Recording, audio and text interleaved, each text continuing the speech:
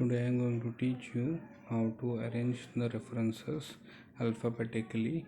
If you are having references in the list of references and you have to arrange in an alphabetical order to submit it for publication, then what you have to do is just to select all the references. Here you can see it is not arranged alphabetically, start from D, then H, and then B.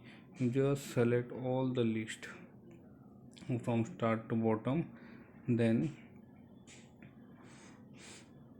see it is not alphabetically ordered, then just go on to an icon of A to Z, click on it. You just sort by para text and arrange it ascendingly, click OK, and now you can see it has arranged alphabetically from B, D, H, and from A to Z actually. So it's so easy. Thanks for watching my video.